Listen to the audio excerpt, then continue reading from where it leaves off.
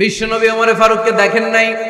ওমরে ফারুক লুকিয়ে লুকিয়ে বিশ্বনবীরে ফলো করে। বিশ্বনবী এশার সালাতে সূরা হাক্কা তেলাওয়াত করতে আরম্ভ করলেন। তেলাওয়াত করতে করতে করতে করতে বিশ্বনবী সামনের দিকে যেতে লাগলেন। বিশ্বনবীর চমৎকার কণ্ঠের তেলাওয়াত শুনে ওমরে ফারুক মুগ্ধ হতে লাগলো। ওমরে ফারুক অবাক, কিরে এত সুন্দর শব্দের গাঁথনি, এত সুন্দর বাক্য, এত সুন্দর অন্তমিল, এত সুন্দর কথা, এটা কবিতার মতো লাগে। মনে হয় মোহাম্মদ কবি হয়ে গেছে। কি হয়ে গেছে সবাই বলেন? মনে হয় মোহাম্মদ কবি হয়ে গেছে, কাব্য প্রতিভা দিয়ে নিজেই কবিতা বানাইছে। ওমরে ফারুক যখন মনে মনে ভাবলেন এগুলো মনে হয় মোহাম্মদ কবিতা পড়ে, মোহাম্মদ মনে হয় কবি হয়ে গিয়েছে। ইন দ্য মিন টাইম বিশ্বনবী তেলাওয়াত করছিলেন সূরা হাক্কা থেকে, ওয়ামা হুয়া বিকাউলি শাইরিন কলিলাম মা তুমিনুন। এই আয়াতের অর্থ হলো এটা কোনো কবির বানানো কবিতা নয়, তোমরা অল্প সংখ্যক লোকই এই কোরআনের উপরে ঈমান আনো। সুবহানাল্লাহ পড়ে। বিশ্বনবী ওমরে ফারুককে দেখছে নাকি? কথা কয় না, দেখেছে না? বিশ্বনবীর মতো তেলাওয়াত করে যাচ্ছে। ওমর ফারুক যখন মনে করলেন কিরে এই কথাগুলো এত সুন্দর, এটা মনে হয় কবিতা। ইন দ্য মিন টাইম বিশ্বনবী যে আয়াতটা তেলাওয়াত করছিলেন, কোইন্সিডেন্টলি দৈবাত মিলে গিয়েছে। ওই আয়াতের অর্থ ছিল এটা কোনো কবির বানানো কবিতা না, খুব অল্প সংখ্যকই তোমরা ঈমান আনো। এবার তো ওমর ফারুক আটকে উঠলেন, ঘটনা কি? আমি মনে মনে ভাবলাম মোহাম্মদ কবি, আর যেটা পড়তেছে এটা কবিতা, কিন্তু মোহাম্মদ আমার দেখেও নাই, কিন্তু বলতেছে এটা কবির বানানো কবিতা না। তাহলে মোহাম্মদ মনে হয় গণক হয়ে গেছে। কার মনে কি চলে না দেখেই বলতে পারে। নাউজুবিল্লাহ পড়বেন না? ওমর ফারুক এবার মনে মনে ভাবে মোহাম্মদ তাহলে কবি না, আগেরটা ভুল ধারণা আমি করেছি। মোহাম্মদ কবি নয়, মোহাম্মদ হলো গণক। আওয়াজ করে পড়েন না আউযুবিল্লাহ। মোহাম্মদ মানুষের মনে কি চলে গণনা করে সব টের পেয়ে যায়, সব বুঝতে পারে। বিশ্বনবী তখন যে আয়াতটা তেলাওয়াত করছিলেন সেটা হলো ওয়ালা বিকাউলি কাহিনিন কলিলাম মা তাযাক্কারুন। বিশ্বনবী তখন যে আয়াতটা তেলাওয়াত করছিলেন এই আয়াতের অর্থ হলো এটা কোনো গণকের বানানো কথা নয়, খুব অল্প সংখ্যক লোকই তোমরা উপদেশ গ্রহণ করো। বিশ্বনবী ওমর ফারুককে দেখে? কথা কয় না, দেখে না, কিন্তু মিলে যাচ্ছে। ওই আয়াতের পরের আয়াতটা ছিল এটা গণকের বানানো কোনো গণনা নয়, খুব অল্প সংখ্যকই তোমরা ঈমান আনো। এবার তো ওমর ফারুক বেহুশ। হায় হায়, প্রথমে ভাবলাম কবিতা, সে পড়ে যাচ্ছে না কবির বানানো কবিতা না। এরপর মনে মনে ভাবলাম মনে হয় গণক, সে বলে না এটা গণকের বানানো গণনা নয়। তাইলে এটা কি? এটা কি? কি এটা? কি পড়ে মুহাম্মদ, যার কণ্ঠের তেলাওয়াত শুনলে মানুষ পাগল হয়ে যায়। বিশ্বনবী তখন পড়তে আরম্ভ করলেন তানজিলুম মির রাব্বিল আলামিন। এর মানে হলো এটা কবিতা না, এটা গণকের বানানো গণনা না, মানুষের বানানো কিচ্ছু না, এটা গোটা বিশ্বের রব আল্লাহ পাকের বাণী। সুবহানাল্লাহ পড়ে। এই 2 নাম্বার ডোজ করলো। প্রথম ডোজ পড়ছে দোয়ার ডোজ। প্রথম ডোজ কিসের? দোয়ার। 2 নাম্বার সূরা হাক্কা দিয়ে আল্লাহ দিলেন এক ধাক্কা। এই সূরা হাক্কার ওই ঘটনার পরে ওমরে ফারুক তো পাগল পড়া, কি ঘটে গেল আমার সাথে ওই দিন। আমি মনে মনে যা ভাবি সব মোহাম্মদ বুঝে। আল্লাহ 2 নাম্বার ডোজ দিলেন সূরা হাক্কা দিয়ে এক ধাক্কা। সুবহানাল্লাহ পড়েন। এরপরে ওমরে ফারুক প্রায় বিশ্বনবীর কথা ভাবেন, বিশ্বনবী কোথায় যান লুকিয়ে লুকিয়ে দেখেন। এবার রব্বুল আলামিন ভাবলেন এবার সূরা তাহা দিয়ে আমি 3 নাম্বার ডোজ দিয়ে দিব। পড়েন সুবহানাল্লাহ। এবার 3 নাম্বার ডোজ পাবেন, কিন্তু শয়তান ওয়াসওয়াসা দিচ্ছে, ওমরে ফারুক যাও, মক্কায় ঘোষণা হয়েছে মুহাম্মদের কল্লা এনে দিতে পারলে এত এত স্বর্ণ মুদ্রা। শয়তানের ওয়াসওয়াসায় আবার ভুল পথে হাঁটতে লাগলেন সাইয়েদনা ওমর। নাঙ্গা তরবার নিয়ে বিশ্বনবীর মাথা কাটার জন্য বের হয়ে গেলেন। বনু জাহারা গোত্রের একটা লোক বলে ওমর তুমি কোথায় যাও? ওমরে ফারুক বলেন মুহাম্মাদের কল্লা কাটার জন্য যাচ্ছি। পড়েন নাউজুবিল্লাহ। আবু জাহারা গোত্রের লোক বলে তুমি মুহাম্মাদের কল্লা কাটতে যাও? আরে তোমার বোন ফাতিমা বিনতে খাত্তাব আর তোমার বোনের জামাই সাঈদ, এরা তো দুজন কালিমা পড়ে মুসলমান হয়ে গেছে। আরে মুহাম্মাদের কল্লা পরে কেটো, আগে ঘর সামলাও। যে ওমর, আগে ঘর সামলাও, পরে তুমি মুহাম্মাদের কল্লা কাটতে যাও। ওমরে ফারুক রেগে গেলেন, রাস্তা ঘুরিয়ে বাড়ির দিকে চলতে আরম্ভ করলেন। রাগে তিনি গড়গড় করছেন। ওমর ফারুকের বোন ফাতেমা বিনতে খাত্তাব, বোনের জামাই সাঈদ, তাদের দুইজনকে খাব্বাব রাদিয়াল্লাহু তাআলা আনহু সূরা তাহা ঘরের ভিতরে তেলাওয়াত করে শোনাচ্ছিল। পড়েন সুবহানাল্লাহ। সূরা তাহা দিয়ে আল্লাহ একটু পরে ধাক্কা মারবে আরেকটা। ওমর ফারুক যখন আসলেন, ওমর ফারুকের আওয়াজ শুনে খাব্বাব রাদিয়াল্লাহু তাআলা আনহু লুকিয়ে গেলেন। ওমর ফারুক দরজার মধ্যে কড়া নাড়লেন। বোন বলে, কে তুমি? সাইয়েদনা ওমর বললেন, আমি ওমর।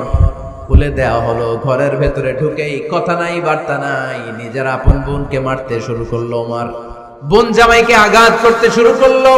মারতে মারতে নিজের কলিজার টুকরা বোনকে, বোনের জামাইকে সাইয়েদনা ওমর ফারুক পিটাতে পিটাতে রক্তাক্ত করে ফেললেন। গা দিয়ে ফিনকি বের হয়ে যখন রক্ত বের হয়, সাইয়েদনা ওমর ফারুকের দিলের মধ্যে মায়া তৈরি হয়ে যায়। সাইয়েদনা ওমর ফারুক বললেন, আমার কলিজার টুকরা বোন আর বোন জামাই, তোরা কেন মুহাম্মাদের কথায় পাগল হলি?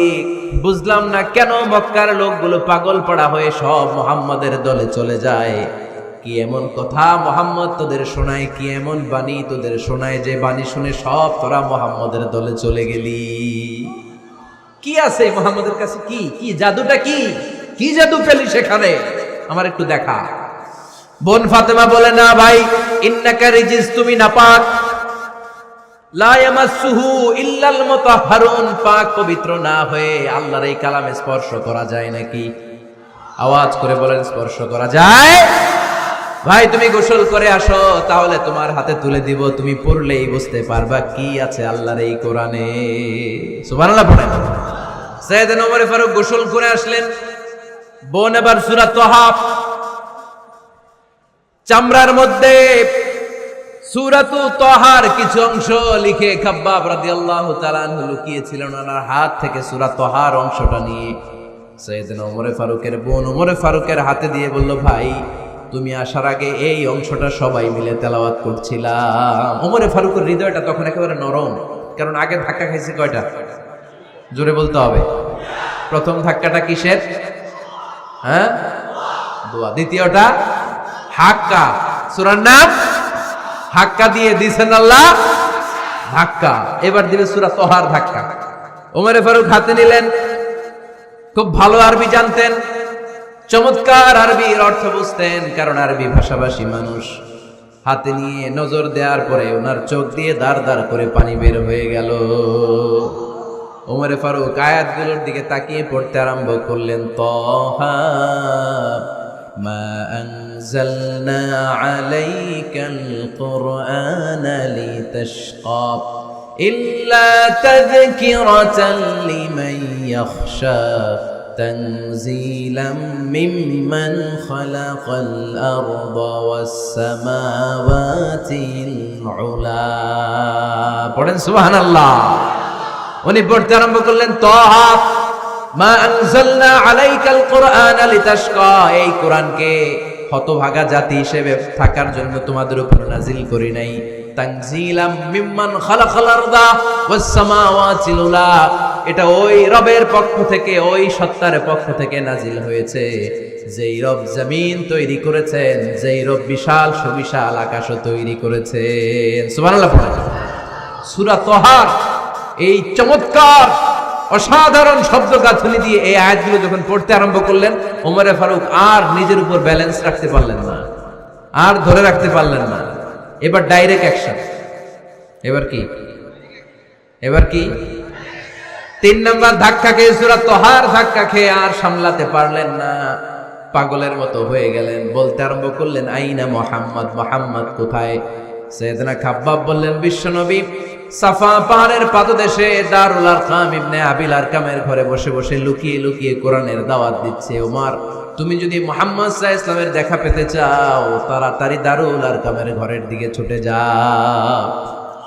ওমর ফারুক তলোয়ার নিয়ে ছুটলেন, পাগলের মতো ছুটলেন, আর ধৈর্য ধারণ করতে পারেন না। বিশ্বনবীর নূরানি চেহারাটা একবার দেখার জন্য পাগলের মতো ছুটতে আরম্ভ করলেন। ওমর ফারুককে দারুল আরকামের কাছে আসতে দেখে বিশ্বনবীর চাচা হামজা ইবনে আব্দুল মুত্তালিব এসে বলে, নবী তাড়াতাড়ি দারুল আরকামের ঘর থেকে আপনি পালিয়ে অন্য কোথাও চলে যান। ওই যে ওমর ইবনে খাত্তাব নাঙ্গা তলোয়ার নিয়ে আপনার উপর আক্রমণ করার জন্য ছুটে আসছে গো নবী। বিষ্ণুই বললেন, ও আমার সাহাবারা, ও আমার চাচা হামজা, সবাই আপনারা সরে যান, ওমর রে আসতে দেন, ওমর রে বাধা দিয়েন না। কারণ কিছুদিন আগে তাহাজ্জুদের নামাজ পড়ে আমি আল্লাহর কাছে একটা বিশেষ দোয়া করেছি, আমার মন বলছে ওই দোয়াটা আল্লাহ কবুল করতে শুরু করেছে।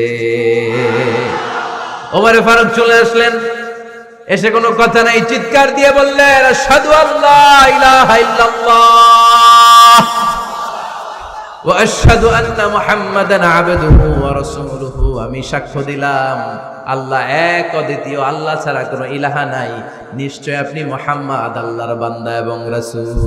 সুবহানাল্লাহ পড়েন। এই কালমা শাহাদাতের ভেতরে আল্লাহর কথা, আমার নবীর কথা ঢুকিয়ে দিয়েছে কে? ঝিনুকের ভেতর লুকিয়ে থাকে যেমন মতি, ঝিনুকের ভেতর লুকিয়ে থাকে যেমন মতি, কালমা শাহাদাতে আছে আল্লাহর জ্যোতি, কালমা শাহাদাতে আছে আল্লাহর জ্যোতি। পড়েন, ঝিনুকের ভেতর লুকিয়ে থাকে যেমন মতি, ঝিনুকের ভেতর লুকিয়ে থাকে যেমন মতি, কালমা শাহাদাতে আছে আল্লাহর জ্যোতি, কালমা শাহাদাতে আছে আল্লাহর জ্যোতি। পড়েন আল্লাহু আকবার। ওই শাহাদাতের জ্যোতি সাইয়েদনা ওমর ফারুকের হৃদয়টারে উজালা করে দিল। দুনিয়ার সব ভয়কে পেছনে ফেলে এক আল্লাহর ভয়কে অন্তরে ধারণ করে আওয়াজ করে বললেন, আশহাদু আল্লা ইলাহা ইল্লাল্লাহু ওয়াহদাহু লা শারীকা লাহু ওয়া আশহাদু আন্না মুহাম্মাদান আবদুহু ওয়া রাসূলুহু। পড়েন সুবহানাল্লাহ। তিনটা ধাক্কা। কয়টা? সবাই বলতে হবে কয়টা? প্রথম ধাক্কাটা দোয়া, দ্বিতীয় ধাক্কা হাক্কা, তৃতীয় ধাক্কা সূরা তাহা। তিনটা ধাক্কার মাধ্যমে সাইয়েদনা ওমর ফারুককে মুসলমানদের লিডার বানায় দিল কে? ওমর ফারুক কালিমা পড়ে মুসলমান হয়ে গেছে। মুসলিম সাহাবাদের মধ্যে আনন্দের বন্যা বয়ে গেল। বিশ্বনবী খুশি হয়ে গেলেন, আল্লাহ শুকরিয়া করলেন, আল্লাহ তুমি আমার দোয়া ফিরিয়ে দাও নাই, আমি বলেছি দুজনের একজনকে চাই, তুমি ওমর ফারুককে দান করেছো। পড়েন আলহামদুলিল্লাহ। এবার ওমর ফারুক বিশ্বনবীর প্রশ্ন করলেন, নবী আলাসনা আলাল হক, আমি প্রশ্ন করি উত্তর দেন, আমরা কি সত্যের উপর নাই? বিশ্বনবী বললেন, বালা ওমর, আমরা এই সত্যের উপরে আছি। আমাদের কোরআন কি সত্য নয়? বিশ্বনবী বললেন, কোরআনও সত্য। আমাদের রব আল্লাহ কি সত্য নন? বিশ্বনবী বললেন, সত্য। ওমর ফারুক বললেন, তাহলে ফিমাল ইখতিফা, তাহলে লুকিয়ে লুকিয়ে আর গোপনে দাওয়াতি কাজ কেন? আপনি সত্য নবী, কোরআন সত্য কিতাব, আমার রব আল্লাহ সত্য, আর আমি ওমর কালিমা পড়ে মুসলমান হয়ে গিয়েছি, তাহলে ফিমাল ইখতিফা, আর লুকিয়ে লুকিয়ে কোরআনের দাওয়াত দিবেন কেন? বের হন, মক্কার শহরের মাঝখানে চলে আসেন, চিৎকার করে আমরা আল্লাহর নামের ঘোষণা দেব। বিশ্বনবী বললেন, না ওমর,